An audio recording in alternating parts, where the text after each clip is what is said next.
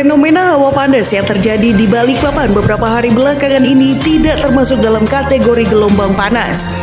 Koordinator Bidang Data dan Informasi Stasiun Meteorologi Kelas 1 Bandara Samsepinggan atau BMKG, Dian Nofrida mengatakan fenomena yang sempat heboh beberapa hari lalu di Balikpapan tidak termasuk gelombang panas.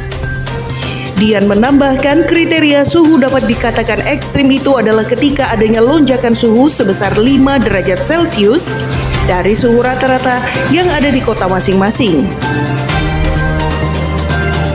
Menurut Dian, secara karakteristik fenomena gelombang panas atau heat wave umumnya terjadi pada wilayah yang terletak pada lintang menengah hingga lintang tinggi.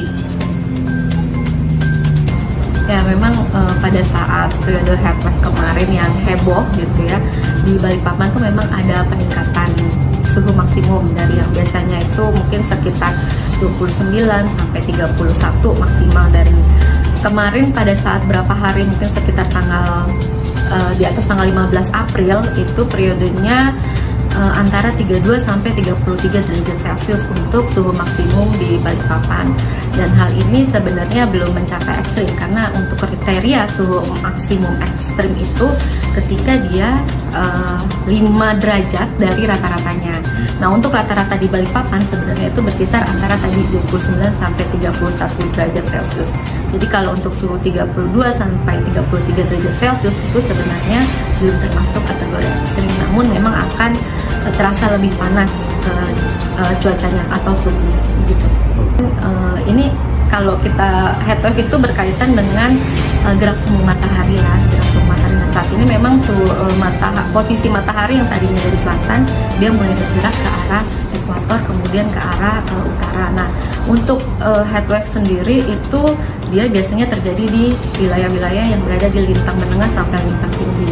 Untuk perubahan dari musim hujan ke musim kemarau itu memang dia kan akan tadinya udaranya mungkin lebih sejuk gitu ya, dia akan berubah panas. Nah itu perlu diwaspadai juga untuk cuaca-cuaca ekstrim seperti hujan dengan intensitas lebat, kemudian disertai petir dan angin kencang di masa-masa peralihan mungkin sekitar bulan April sampai Juni nanti untuk di wilayah Balikpapan.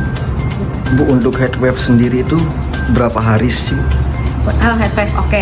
Jadi kalau mengikuti pergerakan matahari ini dia akan stay mataharinya di posisi di utara itu sekitar bulan Juni. Jadi untuk fenomena panas ini sebenarnya kalau kita lihat dari streamline-nya atau pola anginnya itu dia lurus ya di arah di atas Balikpapan. Jadi memang tidak ada pertumbuhan awan-awan konvektif, kemudian kelembapan udara di lapisan atasnya itu kering akibat dari angin yang dari benua Australia.